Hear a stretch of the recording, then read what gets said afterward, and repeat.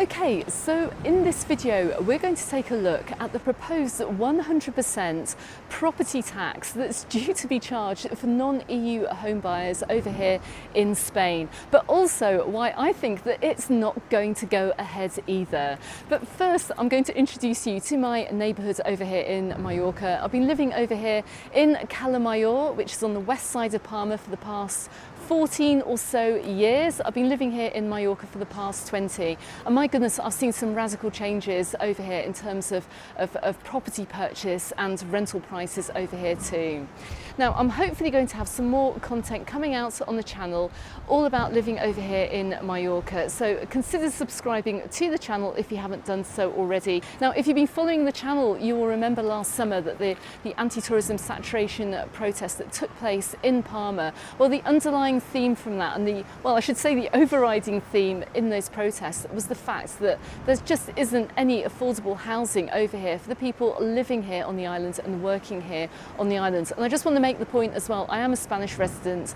I've been living here on the island for the past 20 years. I was invited to work over here by a Mallorquin company. I've taken Spanish residency and I pay full autónomo and tax, and also I help out the community a lot as well. If you check out the channel as well, I do help out businesses on the island too. So what's going on with property in Spain, and is this new radical law looking likely to be passed? Well, let's firstly take a look at the BBC News article which I've just read, and let's see what it's all about. Now, I'm going to paraphrase this slightly, but just in case you haven't really seen what's going on in the media. Okay, so Spain is planning to impose a tax of up to 100% on the value of properties bought by non-residents from countries outside the EU, such as the UK. Announcing the move, Prime Minister Pedro Sánchez said the unprecedented measure was necessary to meet the country's housing emergency. The West faces a decisive challenge, he says, to not become a society divided into two classes, the rich landlords and the poor tenants. And also he said that the move is designed to prioritise available homes for residents. It added the tax burden they would then have to pay in the case of a purchase will be increased up to 100% of the value of the property, in line with countries such as Denmark and Canada.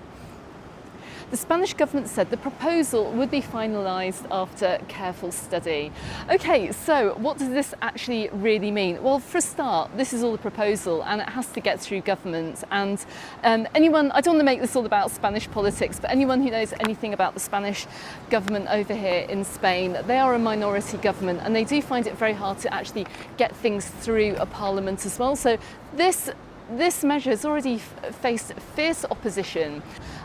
Also, it's up to the autonomous communities to implement it as well, and the opposition party, it's been reported in the news locally today, is very much against these tax measures being implemented over here in Mallorca. So, looking here at an island which I have called home for the past 20 years, we've seen big changes regarding rental and purchase prices over here. So, rental prices have literally doubled in the past, I'd say 8 years. So where you could pick up a 2-bedroom property for around, say, 750 to 800 euros a month, they're now going for around 1,500 euros in the same buildings, in the same area. Sales of properties as well have skyrocketed, and the reason for this, I do believe, is down to the amount of properties being sold off to non-residents, not to non-EU home buyers, but we're talking about richer Northern Europeans. Now, from a personal perspective, we're talking about the Cala Mayor, San Agustin, Cascatala area. Come the summer months, come June, we have a huge influx of Northern Europeans coming down from Sweden or Germany, and who also come and stay in their holiday apartments, which they picked up pretty cheaply a few years ago.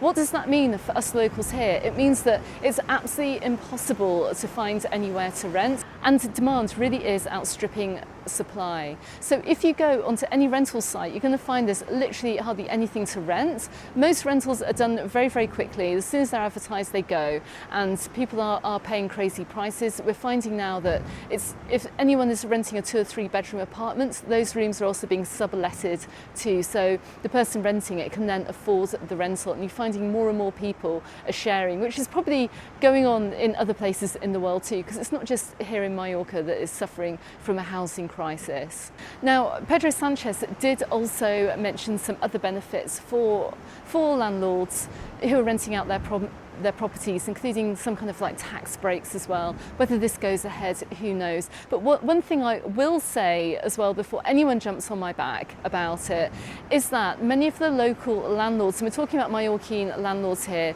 they will sell to richer Northern Europeans because they know that they will pay the inflated prices. I've spoken to estate agents, this is what they have told me. And also, there's a property just down the road from me as well, which has come up for rent. It's being rented out by a Mallorquin landlady who's only going to rent this property at a very inflated price to somebody who basically isn't local, because she knows very well that she's going to get more for her rent if she does so. So it's not just people coming in and snapping up the properties, it's the fact that this island has been allowed to be sold off as well at such a staggering rate, and this is why we do have this problem. So really, I think by imposing a 100% tax for non-EU home buyers just isn't going to work. It's not going to ease the housing crisis at all. We're still going to see properties being snapped up all over the island, and also as well, Spain is not going to say no to any non-EU home buyer investing literally millions in the much bigger properties, in the villas and the mansions and in the stately homes around the island as well. These are asset grabs as well from many non-Europeans. They bring money into Spain, the taxes are paid, and I can't see Spain saying no to that. Okay, so this story really has received some international media coverage, and in fact I'm in the iNews today talking about this, so I'm going to drop a link to that article in the description text below. Go ahead and check it out. But we're also going to be seeing some crazy headlines as well that aren't factually correct as well. And I'm talking to you guys at GB News, who actually said British expats in Spain could be hit with 100% property tax due to unprecedented proposal. That's already incorrect actually, because at the moment this is only talking about a 100% property tax to non-residents over here. And if you're an expat in Mallorca or Spain and you are looking to buy a property and you are a resident, well, that property tax won't apply to you if it goes ahead, which I don't think it will do. So just be aware too that we're going to also have a lot more in the media too, all about Spain being anti-British, and I can almost see those headlines now as we roll up towards the summer holiday season. We're going to be hearing all about the ETIAS visa waiver, the entry-exit system as well, both of which do not have a start date just yet either, but I'm wondering whether we're going to hear anything about that this year. Quite possibly not, or quite possibly, who knows. But all I can say is the mainstream media will be ramping up their coverage of Spain as being somewhere anti-British, which is not the case. Okay everyone, that's a very slightly different video today, but I thought I'd give you a local's perspective on these measures that were proposed, and also as an expat as well living here in Mallorca. In my next video, of course, I'll be going back looking at tourism here on the islands and talking about planning for your holiday for this summer too.